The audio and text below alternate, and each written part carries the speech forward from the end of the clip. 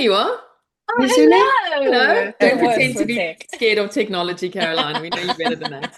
I was more scared of the big pile of washing that could possibly be in the view behind me. All right. Welcome back to Pen and Prosper, a podcast where JT Lawrence is coaching me, Melissa Delport, to be a six-figure author. And we are also interviewing some very, very cool people, like the guest that we have today.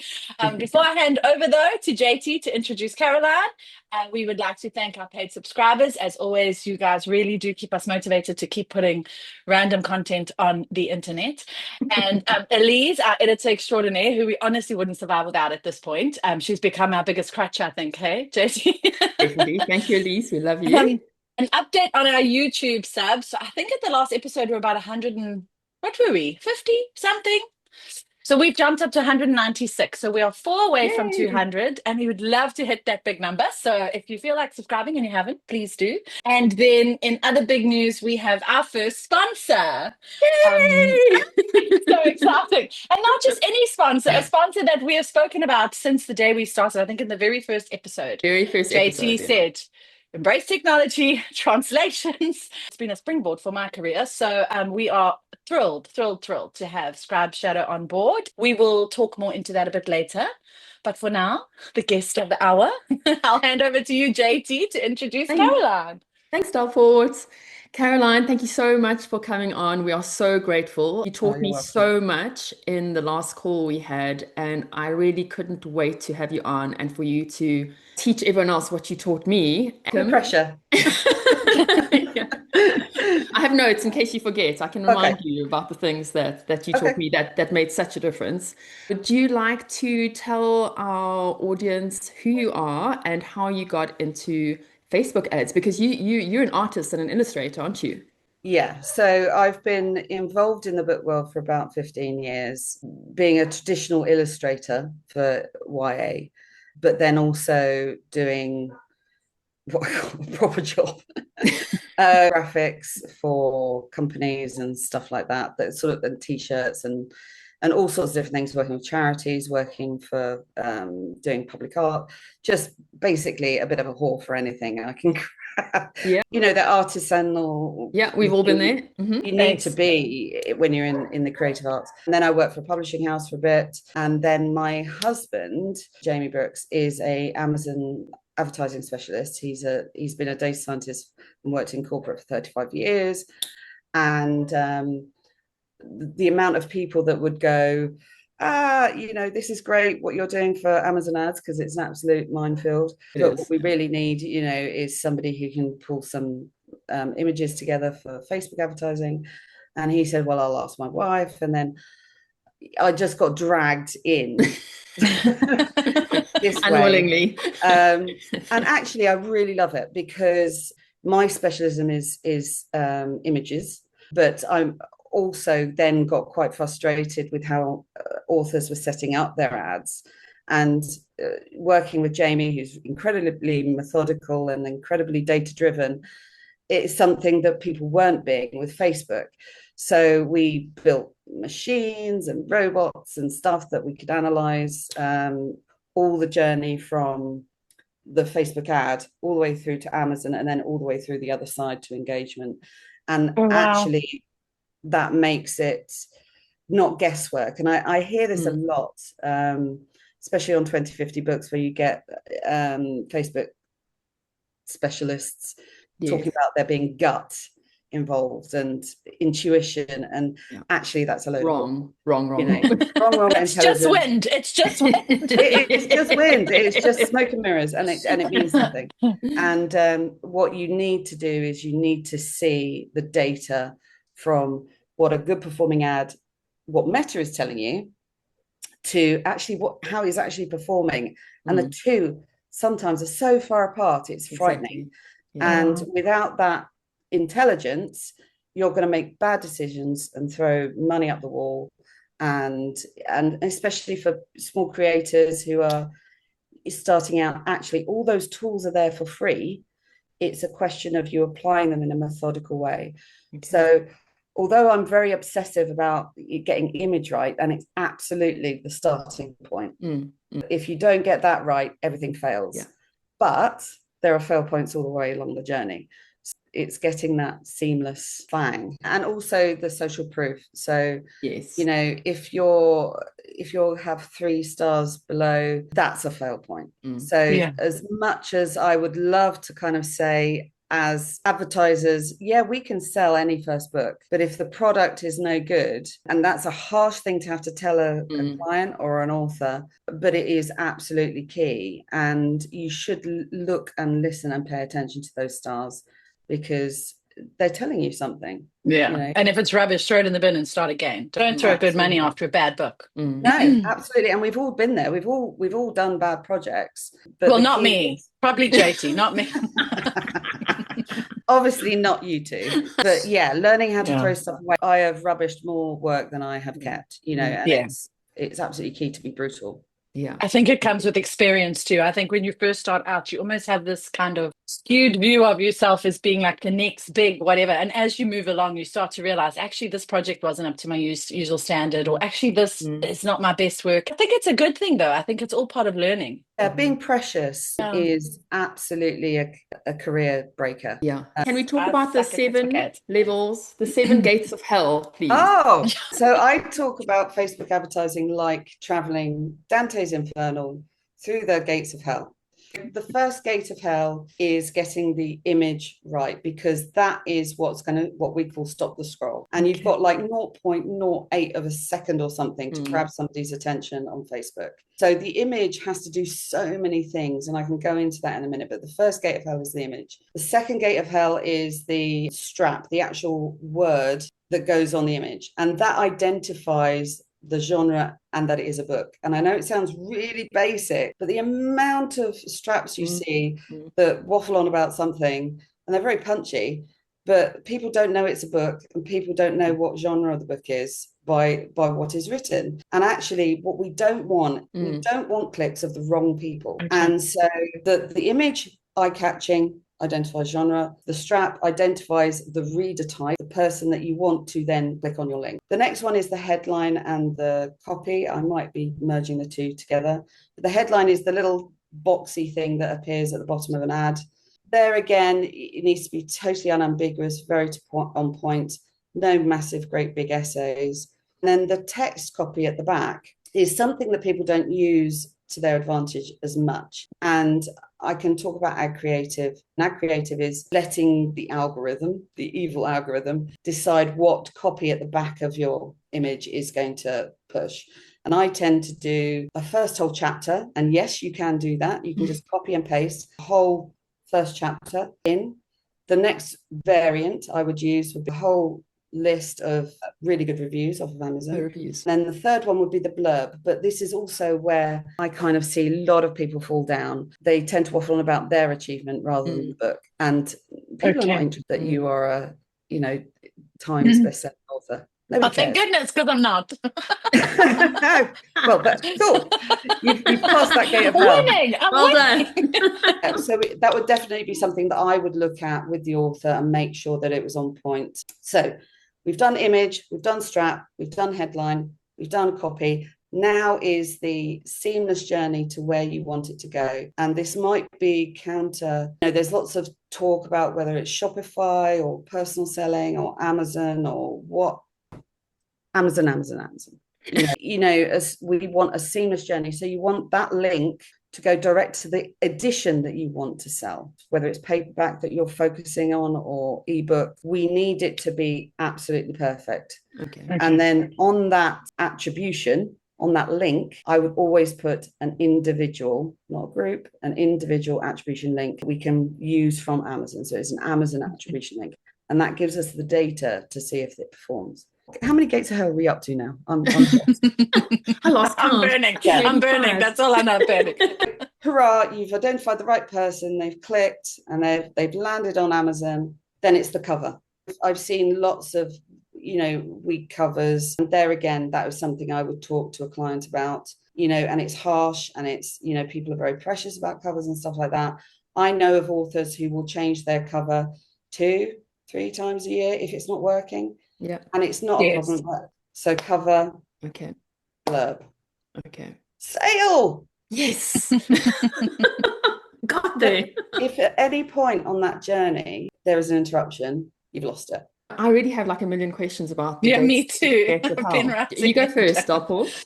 On that note of using chapter 1, a blurb and reviews, with regards to the blurb, I always felt that if I use my blurb on the ad and then they click through and it's the same blurb on the Amazon product page, I almost felt like it was wasteful, like it wasn't giving them more to like get hooked on. That's made me so interested because I'm like, it makes sense because then there's on the flip side, they click through and it's exactly what they were looking at and exactly what they were wanting. Exactly. So there's So that it's, continuity. yeah, it's quite a, like, that's quite intriguing. I was like, oh, okay, I've never thought to use the excerpt. Then with regards to the chapter, could you then use, for example, like if my first chapter was really weak, which obviously it would never be, but if it was, I would tell you to rewrite it.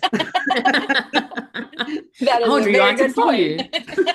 And an excerpt, Yeah, I mean, you like could. a general excerpt out of like a really Yeah. high action would work. Yeah, what I would call a money shot.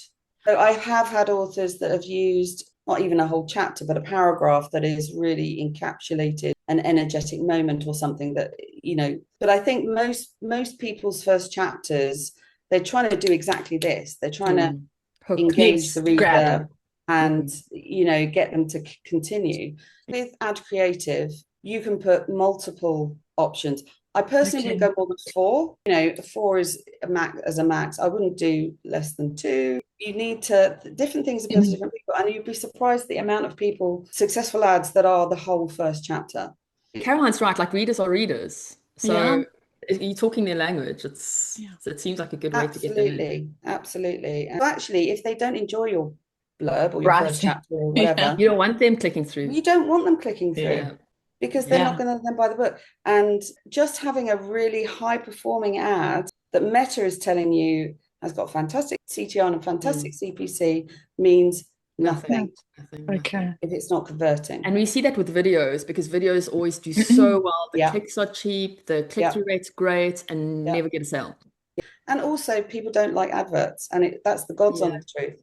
People don't like being sold to. If an ad looks and feels super like an ad, people will just dismiss it because nobody likes to be manipulated. It's like a kind of relationship between you and the reader. You're offering something, they are deciding whether or not they want to take you up on it. But they don't want to be strong-armed, but they do want to be intrigued and they do want to be sucked in. And then, so it's all psychology, and it's all very, and it's an important relationship to, you can't just assume everybody's stupid. You can't just assume everybody. As tempting as it is. As tempting as it is. And, your readers make or break you. So it's kind of really important that you have this simpatico relationship. Yes. And give them what you're promising. Of those 3 options that you gave of blurb versus reviews versus first chapter, in your experience, which one does better? I know every single book is different, but in general, what would you say does better? In general, I'd say first chapter and reviews. I've done that. I must do that. Yeah, so reviews, definitely. That's social proof. And I can talk to you more about that with the strap. Okay. It's so important. There are lots of things that you can do on an ad to get a click. You can have a call to action, deals, money off, whatever, limited time only. But nothing works better than having an endorsement from a punter, from what we call a punter in the UK, from a client, and if they've bought it, they've enjoyed it, then that's a big tick. Yeah. They're not going to believe you that it's the best book in the world. They might believe an Amazon reader. Yeah. So that social proof is really, really important. The whole point of using the ad creative option on Facebook is to allow Meta to work out which of these things are working better. And so naturally it will start putting all the money on the reviews or on the first chapter. So that's fine. And if there are 2 ads or 2 variants that are 50-50, that's fine too. And you said you would stick to like 4 variants. I wouldn't do more than that, just because there are ways of breaking it down and looking at it on your dashboard where you can see literally which one is working better. The more variants, the more time it will take to get Meta to work it out. So the same ad, the same creative, and then 4 variants of your primary copy to check the which same image. But then I would have ad creative for headline and for the text. So there are 3 different headlines, 3 or 4 Okay. different text options. Okay, so we've spoken about the text options. So what do you usually do for the headlines? Very often I'll put the name of the actual book, I've seen that. because people there again, a lot of people say, what's the name of the book? Yes. Because Oh, there's no that's link so to it. true. That is so true. Yeah. I used to That's like that clever. they had to ask for the title of the book because it would increase engagement. Yeah, absolutely. But you'll be But surprised people also get who annoyed. still ask about the title of the book I on the do, internet. yeah. On that note, if Yes. you have an in genre, and I mean in genre, author that has given you Mm, a glowing review that is big, that's mm, gold. mm. So if you can get a big author to give you this is the best YA I've ever read, Yeah. and then credit Okay. them, that So if Okay. makes anyone knows Ilona Andrews or Jim Butcher, please Chloe let me Walsh, just know. let me know. Yeah. that kind of generosity thing is actually, I see that with what you're doing here, which is absolutely genius. There's no harm in praising other authors Mm, and singing their credit and yeah, all the rest of it. I think it's absolutely. really important to try and elevate ourselves up. And if you get into that generous headspace of supporting and helping people, it comes back in spades. For Yes. sure. For sure. Yeah. Yeah. And books Because are not the fridges. You don't only buy one every 20 years. So there's space for, to help others. Yeah, So, absolutely. okay, any more questions about the image, Delport? yes, I had I don't know if this is a stupid question. I was deliberating whether to ask, but it's crossed my mind a few times. When I Yeah. choose an ad graphic, because I've got two versions of one of my covers, and the one is kind of cool toned and the one is warm toned. So let's call it blue cover, yellow cover, depending on the region. And I've often wondered if the ad graphic should match almost in color palette the cover to make it a little bit more when they click on it, like, oh, that it looks similar. It's a similar kind of a feel, No, or if that makes no difference at all. makes no difference at all. And Okay. actually, this is really important, is that the image has to tell a story. So Okay. if the story you're telling is I'm selling a book, so when I do a campaign for a client, I will always include a book cover Will ad, you? Will you? because for those people who love you and know you, it's a little, poke to say, oh Okay. yeah, I love that book. Wonder if she's got anything more out. Mm. Saying that, with a starting ad campaign, I would definitely have a book cover ad. Then I would have what I call storytelling ads. There is this slightly, and I'm sorry if this applies to you, JT. I've That's only okay. seen a few of your ads, but there's Go I'm gonna ahead. duck. Go I'm ahead. gonna duck because Tear them apart. I just copy her. so there's a slight, what I call slight, sort of lazy portraiture Mm. ads. Yes. So it's Okay. where somebody I will totally do stick that. a headshot of a thrillery person or a magicy person, and it's really pretty. Don't get me wrong, and it does identify that this is a magic book or a historical novel or whatever. But that's it. Mm. And Okay. the problem with those is that they will work to a point, but the ads that work best are the images that create a question mark. Why Okay. is that person just about to stab that other person? Mm. Why is this person looking all sad, looking over a landscape that's all on fire? What are they looking at around that corner? It's exactly the same mentality as TikTok. The things that work best on TikTok are stories Mm. and Yes. engagement of a what if. Mm. And that's what you want your image to do. You want it to be pretty, absolutely, but you want it to leave a question mark. I'm definitely doing that wrong. Well, I finally got No. like a pretty witch. She's gonna be my Yeah. winner. Yeah. As Or the as hot long as guy with the mine were flames in his yeah, hands. as long as mine were saying genre, I was happy. I was like, it's Yeah. definitely doing Yes. the job. And then I spoke to Caroline and I'm like, okay, it's not evoking any curiosity. And Yeah. we need a hook in the copy, we need a hook in that visual. Yeah. And since I Yes. changed that, my numbers are better on Facebook. My Okay. CTR is up and my CPC is down.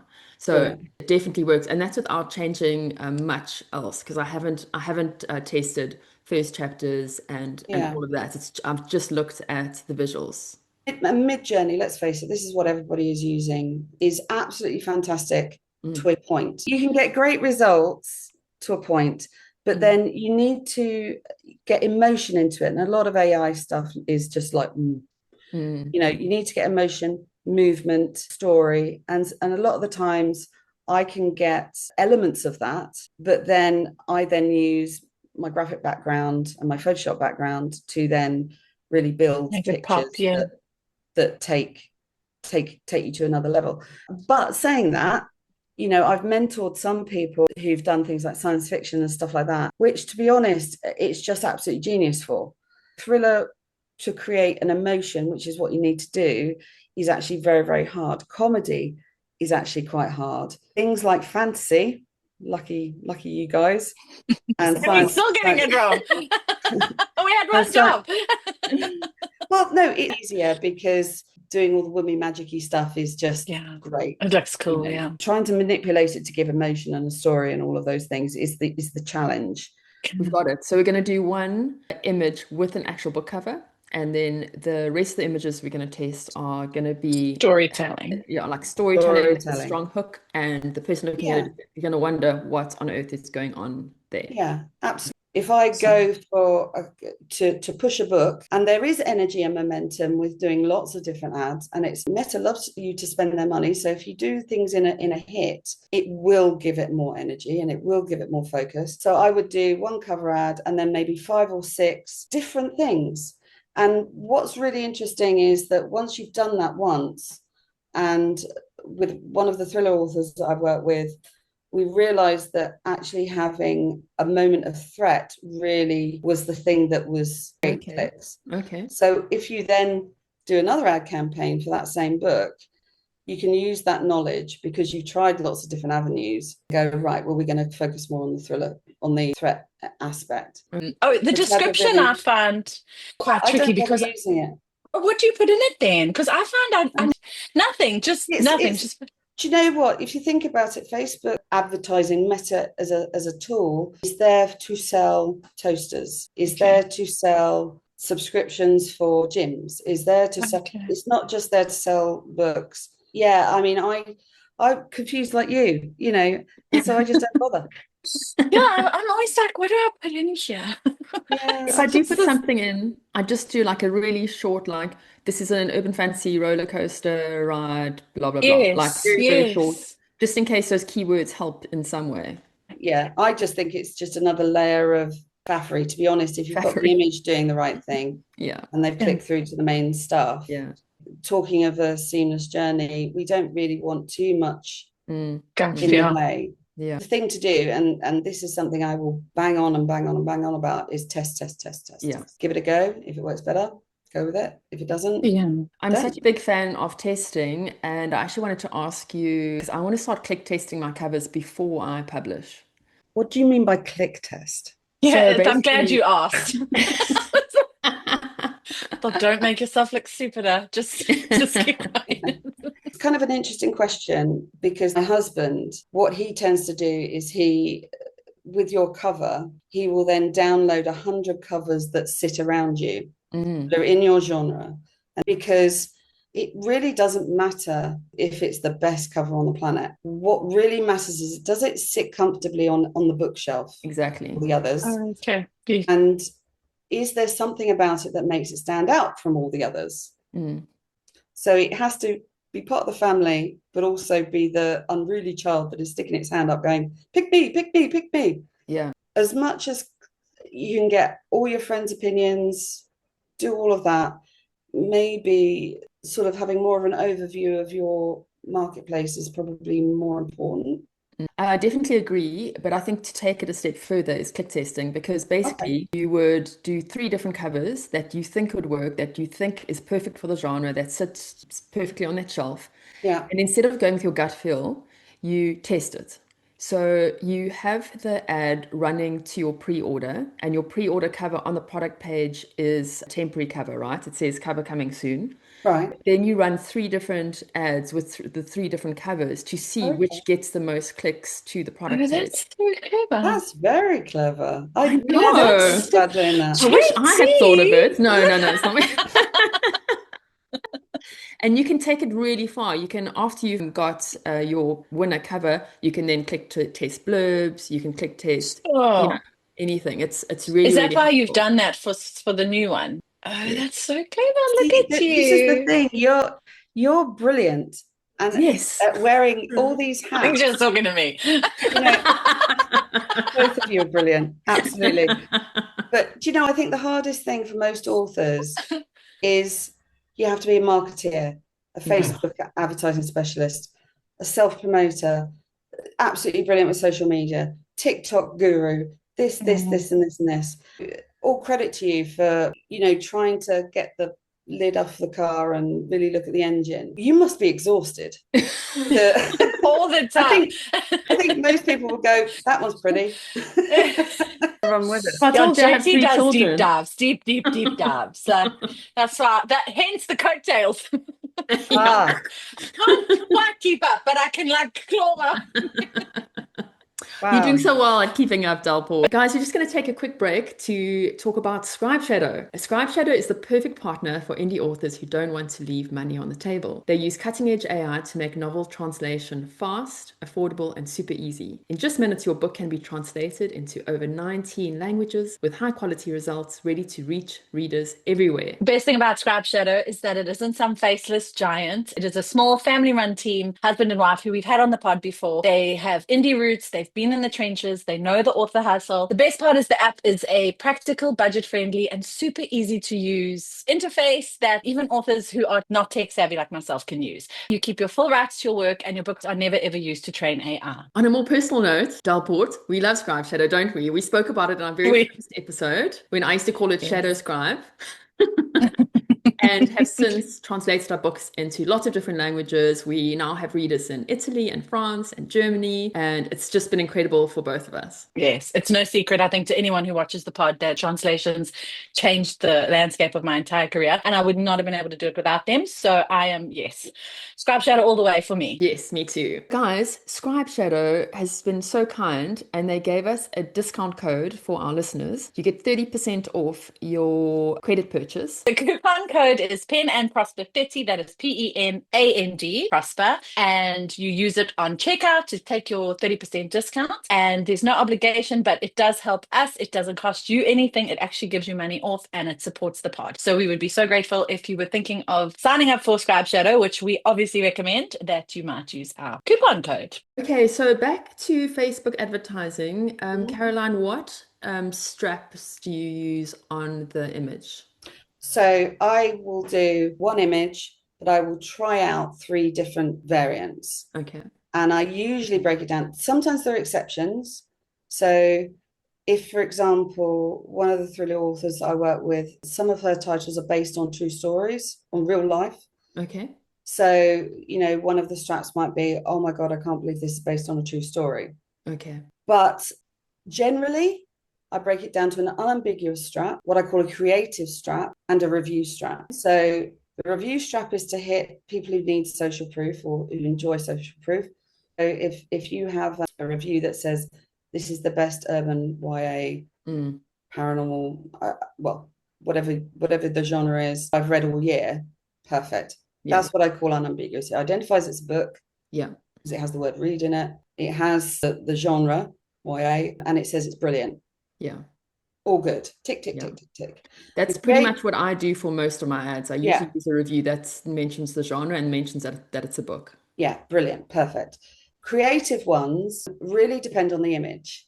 And so they tend to happen once we've created a set of images, we will think about what each image could, there again, it's giving a ...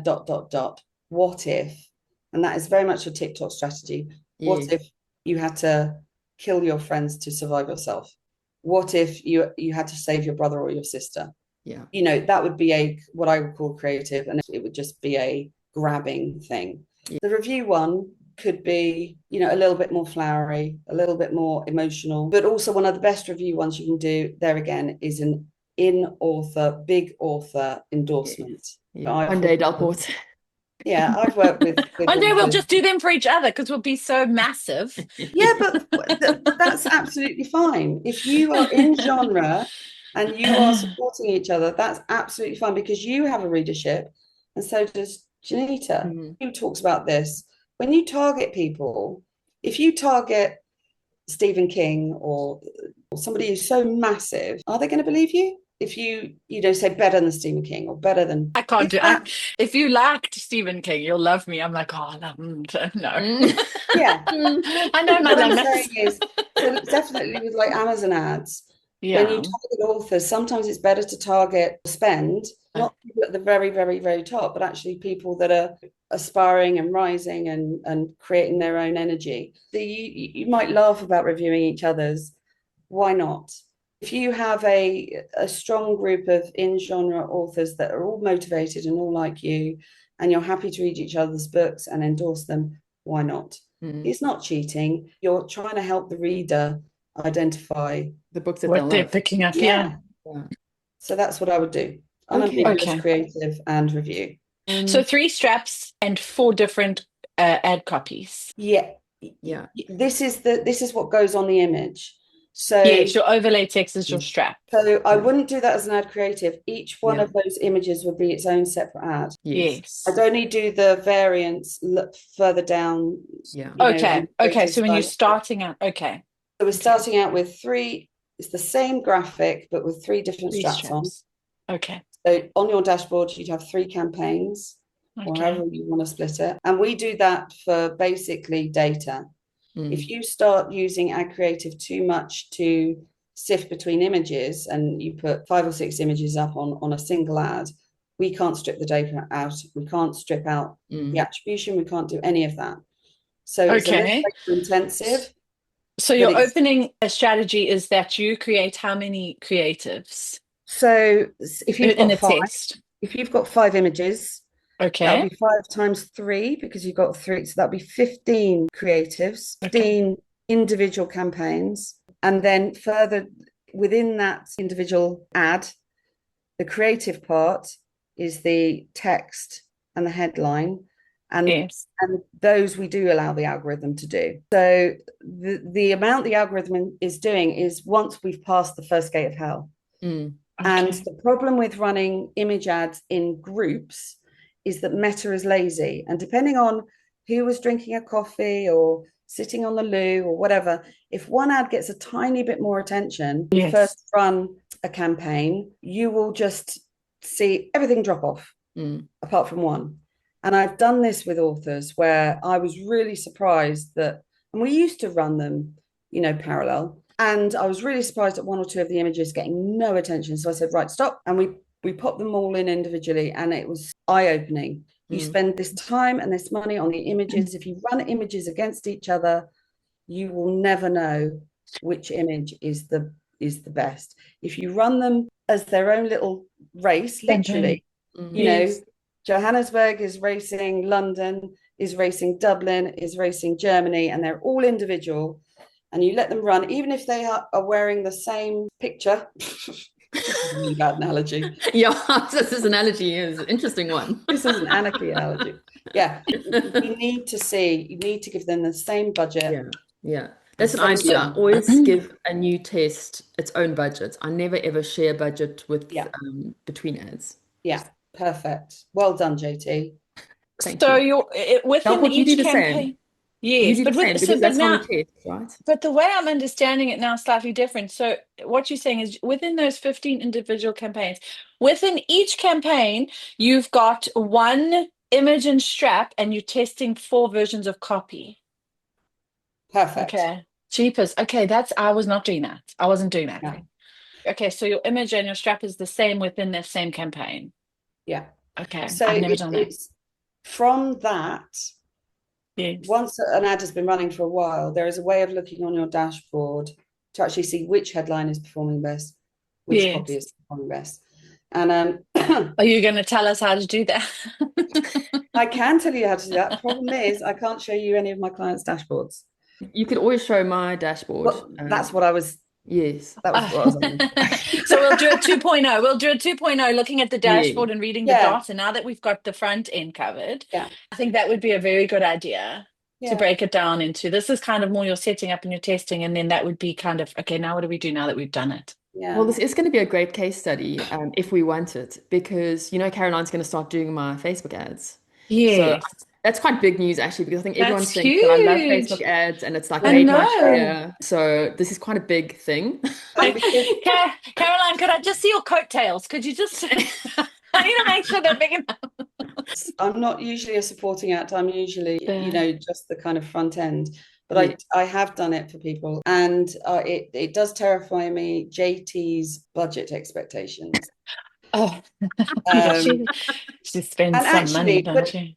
this is why I'm actually quite interested, because although I know how to make ads perform well, and I know how to get the best CTRs and the best CPCs, and understand which ads work and all the rest of it, volume is not necessarily something I've got a huge amount of knowledge with. So I'm really excited to be working with JT, because I think she's fearless. Yes, it's a case study on both ends, I think. I think I'm in the middle of like a massive case study.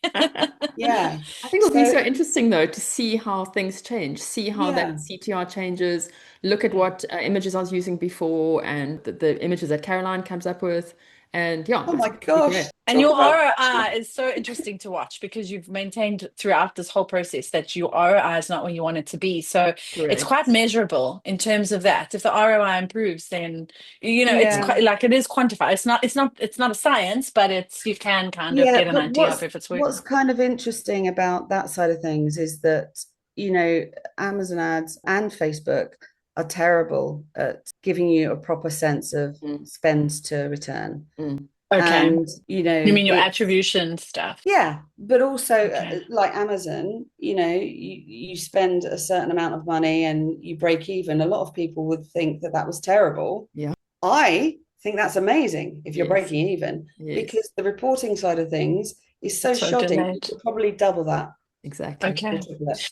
Yeah, well, that's what So, Charlene said, a author, very good author that I've recently become friends with. And she was saying that according to Amazon, she's making no money on her ads. But if she switches them off, she sees straight away like her sales just absolutely. tank. Will you tell us the numbers you use to multiply the attribution data? Because that helped me so much. Yeah. So for Facebook ads, I tend to think that for physical sales like ebooks, paperbacks, it's about 2.5 times. Roughly. In other words, just on sales, if you're looking at your dashboard and you think you're breaking even, you're probably making 100% return. Yeah, absolutely. So now listen about page reads. And reads, it's now there again, this was just with one author that we've done some deep diving with. It turned out at about 5 times. So the caveat of that is it depends on the author, it depends on landscape, it depends on whether, the return on a series for Facebook advertising is massive compared to the return on standalone. Yes. And you're not going to get the accurate data if you're driving to book one, because then you've got to look at your tailwind. So, I mean, it is. Absolutely. You need to understand what your read-through rate is. And what's quite interesting when you analyze, there again, not my wheelhouse, but my husband's, when you analyze read-through, you can very often see where within a series where something has happened where people are not reading through from book 5 to 6. And when you then speak to the author, that you find out that they killed off a favorite character. Or Amazon ads can sell book 1 because it's all about the eye candy of the cover. Yes. Amazon is then great. Your writing has to. The rest your of writing it has to sell book 2, book 3, book 4. So as advertising specialists, we can do so much. We can get people to come, we can get people to click, we can get people to buy, and but we have no control over the quality of the work or the read through or whatever. It must be difficult to tell someone that their book is rubbish. I've looked at all the data and we've concluded that your book is rubbish. No, it's not. Actually, that'll be $600. Thank you for coming. It could be that when you analyze a series, the one that has been running for 10 years and he has the most amount of social proof and all the rest of it, maybe isn't the one to focus on. Yeah. As far as advertising, because that doesn't have great read-through, but it's had the test of time and just naturally chomped up some good figures. Whereas your newer series, although it only has 1,000 4-stars, might be the one to focus on because the read-through is better. So it's all about, with intelligence, you can make informed decisions. Exactly. Yeah. And if you didn't know that, you could be throwing all your money behind the book that you think. Absolutely. Absolutely. And what's very interesting as well is that back catalogue can pull new catalogue along. So having intelligence is a game changer as far as making informed decisions. Mm. If you don't attribute individually and you don't look at it and you don't know where to find it, then you're running on gut. And as we know, sometimes you can be lucky and that gut pays off. But I would say a good chunk of the time it doesn't. And I just don't want people to throw their money away. Yeah. I think that reading the metrics that are provided is so crucial, and something that a lot of authors, myself included, don't know how to do. That whole CTR, CPC thing Let's talk about that. Yeah, most of the time it's pretty good, but sometimes. So this is the CTR. CTR is your click-through rate. Click-through rate. Well, just remember the CTR, there are two CTRs, right? Yes, there's a link on too. There's a CTR all. So Caroline told me this 2 weeks ago.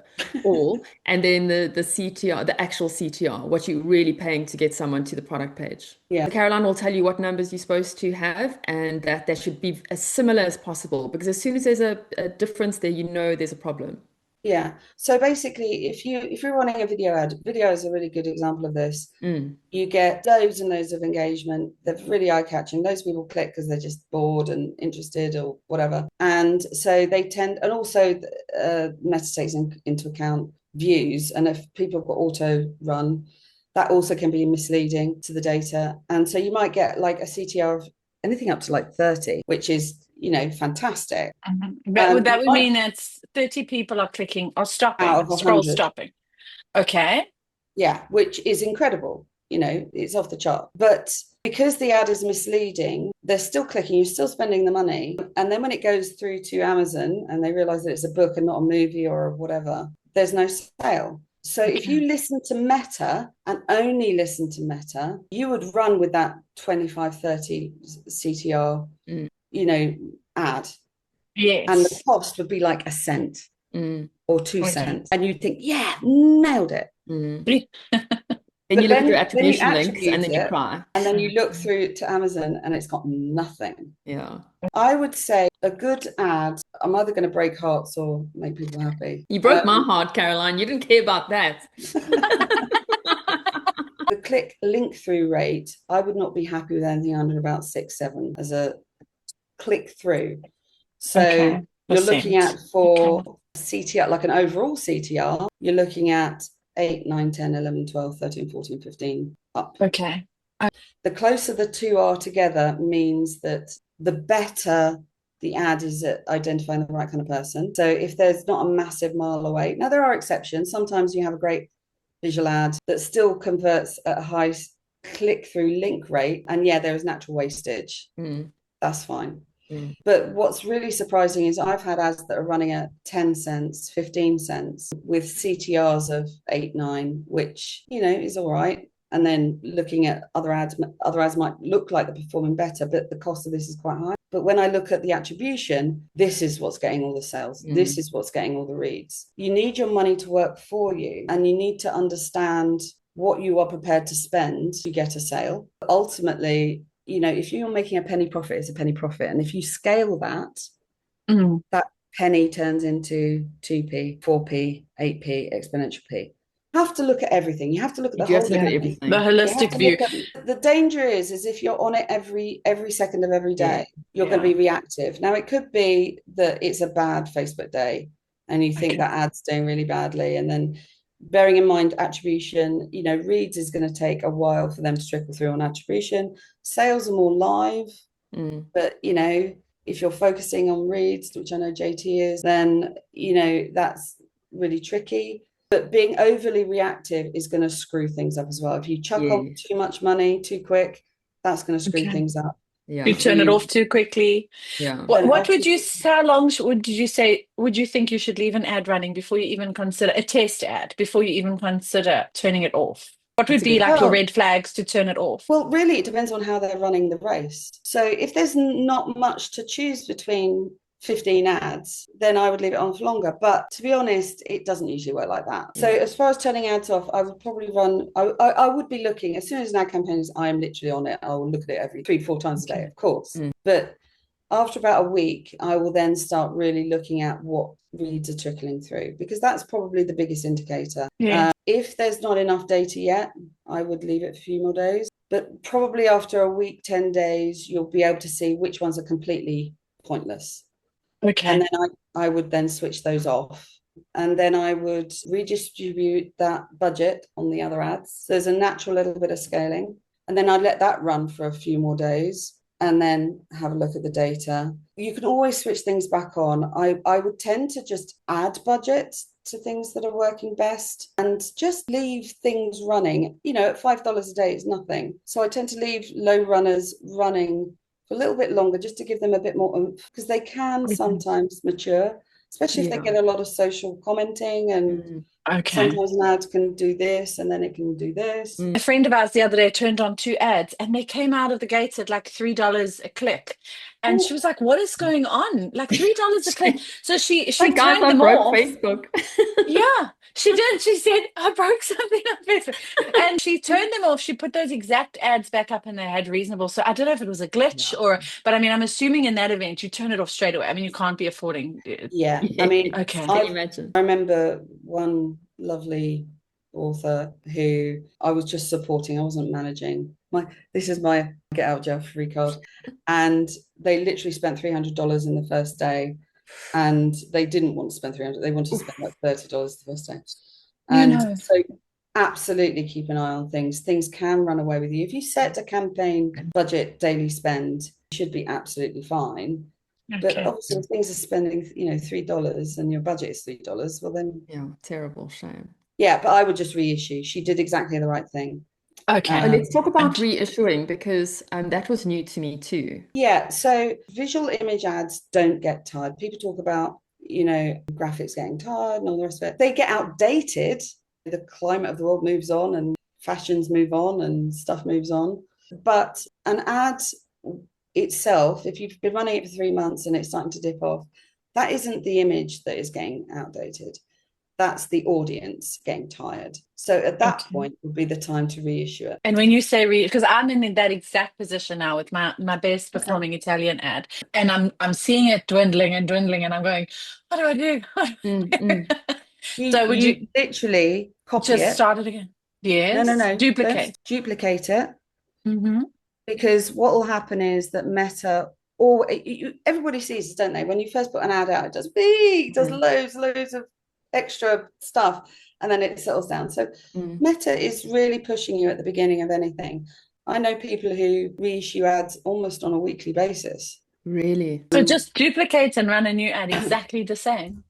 Duplicate, run it again, check it out, give it a different attribution, although that you will lose the social proof on that if you change anything on it.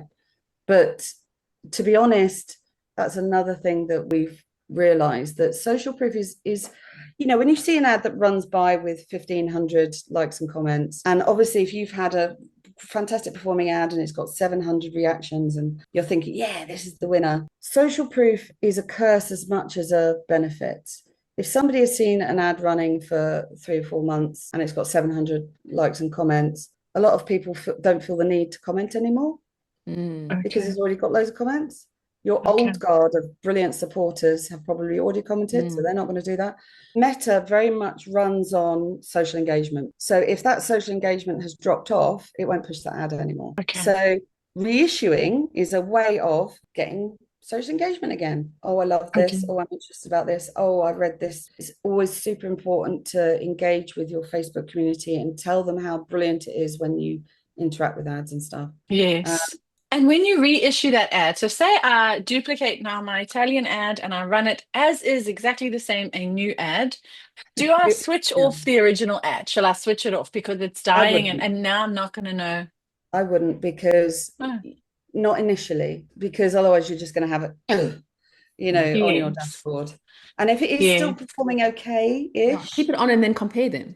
Keep it on, compare It's them. hard because in Italy there's no attribution data. So I go only by ad. I know I say Meta lies, but if they're performing similarly and you can compare their CTRs and their CPCs and stuff like that, you will be able to see if one is doing better than the other. But just be aware that, if you change budgets, you're not necessarily going to know if one, so you're going to be doubling up your spend initially. Yes. So just if one is working better. or just reissue it at a low cost and just see if that just an uptick Yeah, what this you're overall sales. yeah. Yeah, I'm That's definitely issued probably that Italian ad. Yeah, yeah. it did so well. And my French Mm, one is also starting to, so I might do the So same. how long was it running When for? did I set it up? We started at the end of May, probably in like June, yeah, about 3 months, I'd yeah, say. It's and it did about three well for a months. few months, eh? Yeah, yeah, it did. And I mean, Yeah. it's still okay, but it's nowhere near Yeah. what it was. You know, being a national treasure in Italy is key to my to my, My to my heart mental song. health. So This time of year is historically terrible for Facebook and yes, Amazon. slumpy, slumpy Okay, I think we're almost done. We've taken so much of your time, of your Caroline. time. I really I think just the have one more 2.0 question. episode with the data will be amazing. I think this Yeah, please everyone's Yeah. can going we to get book so you excited. tentatively for like a Yeah. month's time? It would be good to sort of like see that journey, but obviously the pressure now is on. So we'll share Okay. JT's dashboard. I see you have the same sense of like anti-gatekeeping, and I'm so grateful for it. I think it's wonderful. Yeah, so I'm sure JT won't mind if we share her dashboard then, and you can kind of feedback Love sharing my what you're dashboard. seeing and how things are going. It is a journey and it's no there's no right formula. And it's Yeah, definitely about getting informed. testing. Mm. Really excited about JT because that fearless and some of the things like I saw your four paws clause thing. Cat strat. Cat strat. The cat strat, yeah. And that made me think a lot about, possibly the turning on and off and on and off to Mm. like, But full pore strategy is saving my bum this month because it's been so slumpy. It's helping my ROI so much because my ROI is terrible at the moment. And just having those days where I don't spend a cent on advertising makes such a difference to my bottom line. I don't have to interesting. practice cat strat because every now and again my bank decides it doesn't want to pay Facebook, and then my ads all you know, when your debit doesn't run, and then I'm like, You've got why an are my ads automatic not? cat I've strat got built an in. automatic cat strat every few days. Thanks, I love NetBank. that. Oh my gosh. You guys are hilarious. Caroline, I have one last question, and we could talk about it Okay. for another half an hour. Maybe we Yeah. answer it quickly today and we go more into it next time. But Okay. targeting, I do the Steve Higgs. Everything about my Facebook is Steve Higgs. We make sure that the image says what the genre is and it's broad targeting, blah, blah, blah. But I have found recently that my targeted ads are doing better than my broad ads, Okay. which goes against everything I've learned and everything I've even Yeah. experienced in the last year. But now it looks like the targeting is starting to work better. So I just wondered what your opinion on that is. Yeah. I mean, I've tested both, and wide on average seems to do better. Yeah. But there have been the occasional ad that has outperformed the wide. So I would say testing, testing, testing, testing. Yes. I Yes. knew she was going Um, to say that. Yeah. I knew. Okay. You don't have a preference. but I do. no, I do well, She both. I doesn't do have a both targeting magic answer options. for us. I don't have a sorry, no magic answer. Letting But us down. Scrap I the would pod. Scrap the pod. my Interestingly enough, advice. when I fed my attribution data and my Facebook ads data into Grok yesterday and asked him to analyze my ads, it was so interesting, and I really recommend people do it. It was really, really great. He came out saying that it looks like your targeted ads because I name them targeted or broad targeted, Yeah. and he says your targeted ads are definitely outperforming the broad. So Are that they was very taking interesting. attribution data as well as Yes, okay. I fed it my attribution report and my Facebook ads reports. Okay. So this is kind of interesting for somebody who is very data driven, which you are, and you understand about targeting and all the rest of it. I would say, play around, do what feels right. I think for somebody who's starting out, I would just go wide because if you target wrong, you're going to do more damage than if you target right. Does that make Okay. sense? Yeah. So I think until you get your confidence up and understand your Mm. landscape on Facebook and where to find good audiences and all these different things and try things out, safe bang for buck is wide. Again, it's very specific to the type of book, type of reader, the amount of people that you can pool into your targeted Yes. audience. Yes. So yeah, so Okay. that's not All really an right. answer, is it? Thanks for not answering that question.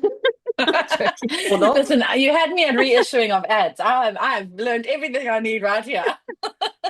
Yeah, Shane, I hope people's heads aren't exploding because after my call with Caroline 2 weeks ago, like I was like, I was panic fixing all It's my ads, trying to do new ads, not testing properly. I was just like, my ads in foreign markets do really well.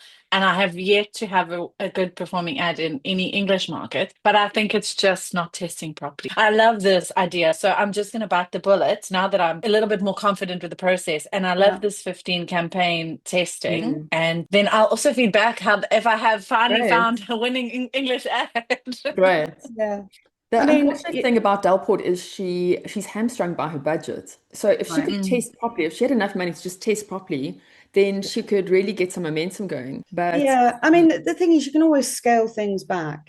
You know, you Yes. can test as little as 80 cents. yeah, Okay. I think the campaign it's something like 88 something. So, you know, I think $2. Just um, test $2 and yeah, a meaningful amount will give you better data. yeah. The bigger the pond, And the would you bigger say the that's that $5 start per ad? yeah, That's I what I think normally $5 do. is a really Yeah. sensible amount to Yeah. start off. I say 30 Yeah. clicks because you don't know what that $5 is going to buy you. It might only buy you, like if you're unlucky, it might only buy you 10 clicks, and then you can't really go on that data. And I think that's also Yes. what makes this podcast quite cool for the people that are watching is that I am kind of like just the normal, because of my budget. A lot of authors are in the same boat, I think. So Yeah. JT's like, we're doing it in these little stages, but yeah, There's it's nothing getting stopping easier you. every month. Yeah, I mean, obviously, if you follow the rules about images, Mm. you you know you're improving your chances you know, at the beginning. If you use the rules about straps, you Mm, Yes. so you could just test five at, you know, yeah, $2 a pop yeah. Yeah, or whatever, yeah. and do them in batches. You know, do that, Mm. see how that works, and then again, each time Yes. do another five or whatever. You know, obviously, I'm going at it. I want to get there quickly. Yes. I want to get I there agree. quickly. Mm. People spent money on me making, you know, pretty pictures. I want them to start getting the intelligence they need quickly. What is an example of what you would name a campaign? Okay, so I would give it the name of the book abbreviated. So Curse Breaker Maybe. CB. Then I would give it the name of the image. So each image will have its own personal name, like fire or Yes, woods or okay, which makes more sense now that I know how you put them all into one. but then I would put, so I'd be CBF for fire. Yeah. Okay. CBF. And then the next one I would do would be whether it's a review, an unambiguous or creative ad. Oh, So it'll be CBFR for a review. So I know from that what book it is. And obviously, if it's America, I would put A or US Okay. or whatever. Got you, yes. So it would be US, CBFR. And then so from 15, I totally see from at a glance, Got you. marketplace, book, what the image is and what the strap is. Okay. And then when That I does make make sense. usually mm, I do exactly the same. I give it exactly the same Code. title in Amazon continuity. But Okay.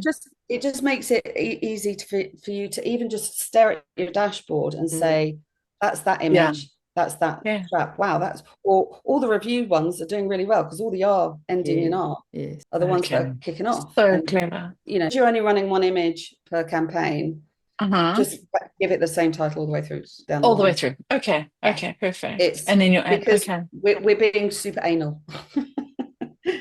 But we're only being super anal so that we can get the data out at the other end where Yes. Yeah. Okay. Oh, that's understand. genius. Are you excited, Delport? I am. Guess what I'm doing this afternoon? Katie, do you wanna see us out today? Oh, Caroline, Oh, from me okay. though, thank you for sharing all this knowledge and Oh, information. you're I'm so welcome. grateful. From this little corner of the world, it's literally changing my life week by week, everything I'm learning. So yeah, huge, huge thank you to you. Oh, you're welcome. You're welcome. Yes, thank I you Yeah. love so much, speaking to Caroline. you. We really appreciate it. That call I did with you was amazing. This was amazing, and I'm really happy that you will come on again to answer the new questions we get, because I'm sure we will get a lot after this episode. Yeah. And I Yes. will also be sharing I was going to say my journey. I hate when people say my journey. I'm going to be sharing my journey with you. Oh, I'm terrified now. I mean, I can make mistakes on my own. Thank you very much. But But you know, Caroline, it's again. even if my ROI remains the same, you're still solving a huge pain point for me because I do love Facebook ads and I spend a lot of time in them. And I'm really enjoying writing at the moment. I don't have enough time to write as much as I want to. Yeah. So if it only solves that pain point in my life, It'll be It's wonderful. worth So it. no Yeah, it's pressure. worth Okay, a it. little bit of pressure. Even but I'm if it's also 5%, 5% is amazing. then I'm hugely competitive. So, you know, and then the Well, one that Caroline, if it doesn't work, I can just give you a little piece of advice. Just test, test, test. oh, thank you. Don't take it personally, What would Caroline. you Just do test. without me? See, this is the thing. You can learn so much from the people you hang with. Yeah, it's true. It's true. Oh, and next time we must also talk about excluding certain audiences because that's interesting. Yeah, this is Yes. something I've not done, and I'm Yes. really interested Okay. Well, about so we've it. really got lots of things to talk about next time. Excellent. Cool. Yeah. I was Thank you even so much, thinking with the. Caroline. Oh, Thanks, sorry. Okay, we go. Delport. Okay, bye, babe. Okay, we go. Delport just wants to carry on talking all day. Yeah. Well, yeah. Thanks for having me on. Thank you. You're so Are you ready welcome. for the awkward wave, everyone? Are we ready? Ready? Bye. Bye.